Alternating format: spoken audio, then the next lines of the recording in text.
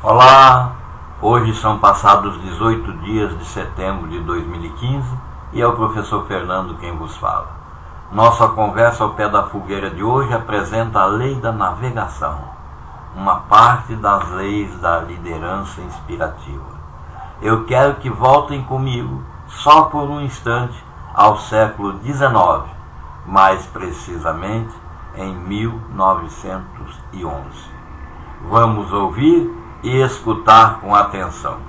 Você vai conhecer como as pessoas que navegam bem se valem de experiências. Fique atentas, ouvintes. Essa história começa no século XIX e termina no século XX, em 1911. Mas depois de encerrar o que vai escutar, não deixe de responder as questões colocadas. E mais, que tal se avaliar quanto à sua capacidade de sonhar, imaginar e inspirar? Para facilitar, coloquei o link no rodapé dessa mensagem, desse áudio-vídeo. É só clicar ali e você será encaminhado aonde vai encontrar todas as questões que você pode responder e obter seu autoconhecimento. Tá tudo lá, não se acanhe, vá lá. Um abraço e bom proveito. A lei da navegação. Qualquer um pode conduzir o navio, mas é preciso um líder para estabelecer o rumo. Em 1911, dois grupos de exploradores partiam em uma missão inacreditável. Embora tenham utilizado estratégias e rotas diferentes, os líderes das equipes tinham o mesmo objetivo: ser o primeiro na história a chegar ao Polo Sul. As histórias deles são exemplos de vida ou morte da lei da navegação. Um grupo era liderado pelo explorador norueguês Roald Amundsen. Ironicamente, ele de início não pretendia ir à Antártida. Seu desejo era ser o primeiro homem a chegar ao Polo Norte. Mas quando descobriu que Robert Peary chegara lá antes dele, Amundsen mudou seu objetivo e seguiu para o outro extremo da Terra. Norte ou Sul, ele sabia que seu planejamento seria bem-sucedido. Antes da partida de sua equipe, Amundsen planejara minuciosamente a viagem. Ele estudou os métodos dos esquimós e de outros experientes viajantes do Ártico e determinou que a melhor providência seria transportar todo o equipamento e todos os suprimentos em trenós puxados por cães. Ao montar sua equipe, ele escolheu esquiadores experientes e treinadores de cães. Sua estratégia era simples. Os cães fariam a maior parte do trabalho, enquanto o grupo viajava de 24 a 32 quilômetros em um período de 6 horas todos os dias. Isso daria aos cães e aos homens muito tempo de descanso diário antes da jornada do dia seguinte. A premeditação e o cuidado de Amundsen com os detalhes foram inacreditáveis. Ele definiu depósitos e estocou suprimentos ao longo da rota planejada. Dessa forma, eles não teriam de carregar todos os suprimentos com eles durante a viagem inteira. Ele também equipou as pessoas com o melhor material disponível. Amundsen levara em conta todas as possibilidades da viagem, refletira sobre elas e fizera o planejamento em função disso. E ele foi bem-sucedido. O pior problema que eles tiveram na viagem foi um dente infeccionado que precisaram extrair de um dos homens. Já a outra equipe violou a lei da navegação. Ela era liderada por Robert Falcon Scott, um oficial da Marinha Britânica que já fizera algumas explorações na região da Antártida. A expedição de Scott era a antítese daquela de Amundsen. Em vez de usar trenós puxados por cães, Scott escolheu usar trenós motorizados e pôneis. Seus problemas começaram quando os motores dos trenós pararam de funcionar após 5 dias de viagem. Os pôneis também não se saíram bem naquelas temperaturas geladas. Quando chegaram aos pés das montanhas transantárticas, todos os pobres animais tiveram de ser sacrificados. Consequentemente, os próprios membros da equipe tiveram de puxar os trenós de quase 100 quilos. Foi um trabalho árduo. Scott também não dera devida atenção aos outros equipamentos da equipe. Suas roupas eram tão mal projetadas que todos os homens tiveram queimaduras por frio. Um dos membros da equipe precisava de 1 hora todas as manhãs só para conseguir colocar as botas com seus pés inchados e gangrenados. Todos desenvolveram cegueira de neve por causa dos óculos inadequados que Scott fornecera a eles. Acima de tudo, a equipe sempre teve pouca comida e água.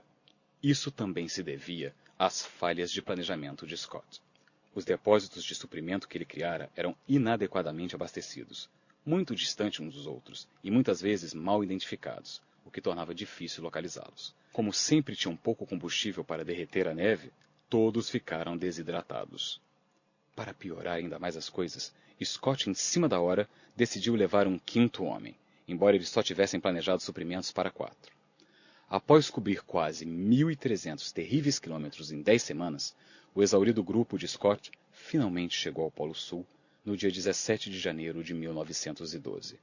Lá, eles encontraram a bandeira norueguesa drapejando ao vento e uma carta de Amundsen. A outra equipe, bem liderada, os tinha superado no objetivo por mais de um mês. Se você não obedece à lei da navegação... A expedição de Scott ao Polo é um exemplo clássico de um líder que não consegue orientar seu pessoal. Mas a viagem de volta foi ainda pior. Scott e seus homens estavam famintos e sofriam de escorbuto. Só que Scott, completamente incapaz de navegar, ignorava o sofrimento da equipe. Com o tempo acabando e a comida quase esgotada, Scott insistiu em que eles coletassem 15 quilos de amostras geológicas para levar. Mais peso a ser transportado pelos homens esgotados. O avanço do grupo se tornou cada vez mais lento. Um dos membros mergulhou em um estado de letargia e morreu. Outro, Lawrence Oates, um ex-oficial do exército que originalmente fora levado para cuidar dos pôneis, teve necroses tão severas que não conseguia fazer nada. Como achou que punha em risco a sobrevivência da equipe, ele intencionalmente saiu andando em uma nevasca para parar de atrasar o grupo. Antes de deixar a barraca e se encaminhar para a tempestade, declarou que ia dar uma saída e talvez demorasse. Scott e os 2 membros remanescentes da equipe só conseguiram seguir um pouco mais para o norte antes de desistir. A viagem de volta já durava 2 meses, e eles ainda estavam a 240 quilômetros de sua base. Eles morreram ali. Nós só conhecemos sua história porque eles passaram as últimas horas atualizando seus diários. Morreremos como cavalheiros. Acho que isso mostrará que o espírito de garra e a força de resistir não desapareceram de nossa raça. Scott tinha coragem, mas não liderança. Como ele foi incapaz de obedecer à lei da navegação, ele e seus companheiros morreram por causa dela. Seguidores precisam de líderes capazes de orientá-los de modo eficaz. Não importa se é uma situação de vida ou morte, quando a necessidade é dolorosamente óbvia, ou se as consequências não são tão graves.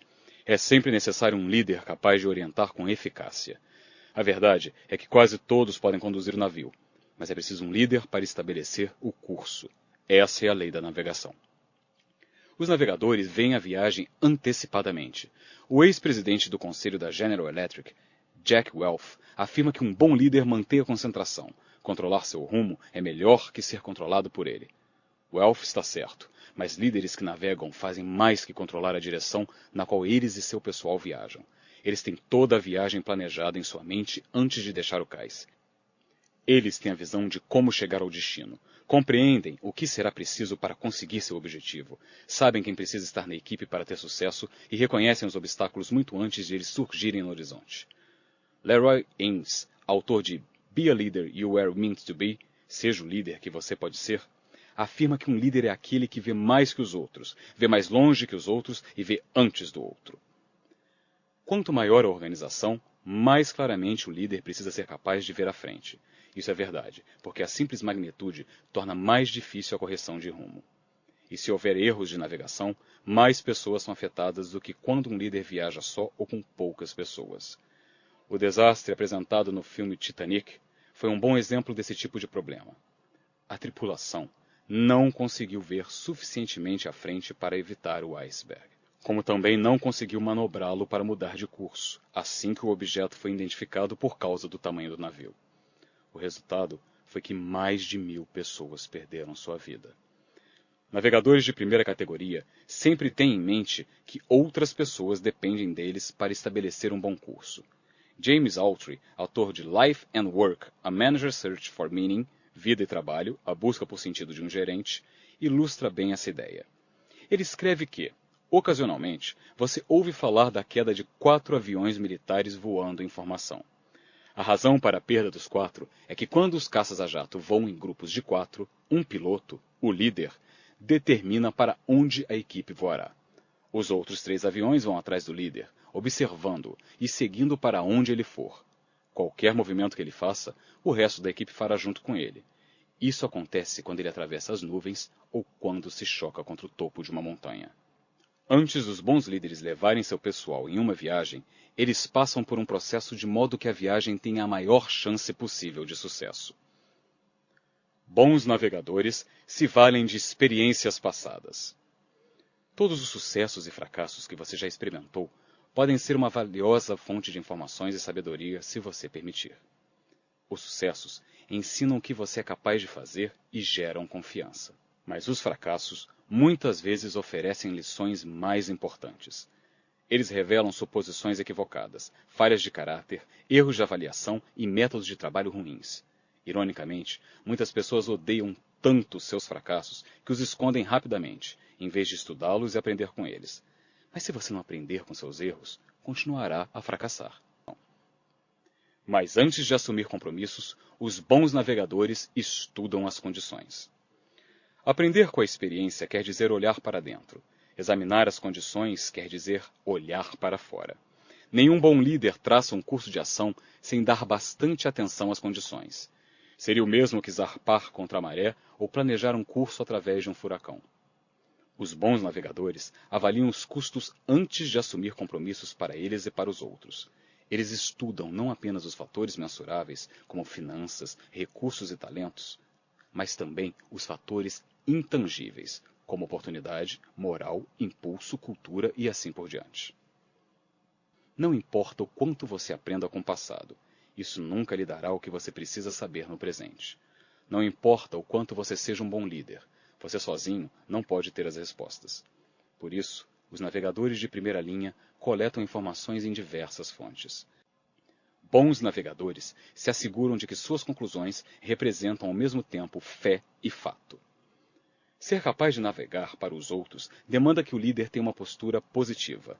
É preciso que ele tenha fé de que pode levar seu pessoal até o fim. Se você não conseguir conceber a viagem em sua mente, não será capaz de realizá-la na vida real. Por outro lado, você também precisa ser capaz de ver os fatos de modo realista. Você não pode minimizar os obstáculos, nem racionalizar seus desafios e ainda assim liderar eficazmente. Se não seguir de olhos abertos, estará vulnerável. Você precisa manter a fé de que no final vencerá e também precisa enfrentar os fatos mais terríveis de sua realidade. Equilibrar otimismo e realismo, intuição e planejamento, fé e fato, pode ser muito difícil. Pegue lápis e papel e anote cada frase que eu vou falar. Utilize uma linha para cada frase. Logo você vai entender o porquê. Predetermine seu curso de ação. Lance suas metas. Adeque suas prioridades. Notifique as pessoas fundamentais. Espere a aceitação. Jogue-se na ação. Aguarde problemas. Reflita sobre os sucessos e examine diariamente os planos. Anotou tudo? Agora pegue a primeira letra de cada frase. Reparou que forma uma palavra? P, L, A, N, E, J, A, R. Planejar. Acima de tudo, o que descobri foi que o segredo da lei da navegação é a preparação. Quando você se prepara bem, transmite às pessoas segurança e confiança. A falta de preparação tem um efeito contrário. No final, não é o tamanho do projeto que determina aceitação, apoio e sucesso. É o tamanho do líder. Por isso, digo que qualquer um pode comandar o navio, mas é preciso um líder para estabelecer o curso. Líderes que são bons navegadores conseguem levar seu pessoal a qualquer lugar. Conforme prometi, incluí alguns questionamentos no fim de cada faixa para ajudá-lo a aplicar cada lei à sua vida. Não queime etapas. Só passe para a próxima faixa depois de refletir sobre as questões. Considere-as como experiência de aprendizado. Como aplicar a lei da navegação à sua vida? Você tem o hábito de refletir sobre suas experiências positivas e negativas? Se sua resposta foi não, você vai desperdiçar as possíveis lições que essas experiências têm a oferecer. Escolha uma das opções. Reserve um tempo para refletir toda semana, examinando sua agenda ou seu diário para ajudar na sua memória. Ou, abra um tempo para reflexão em sua agenda imediatamente depois de cada grande sucesso ou fracasso. Em qualquer um dos casos, pegue lápis e papel e escreva o que você aprendeu durante todo o processo de descoberta. Não seja preguiçoso. Líderes que navegam fazem o dever de casa. Em qualquer projeto ou grande tarefa sob sua responsabilidade, baseie-se em sua experiência passada.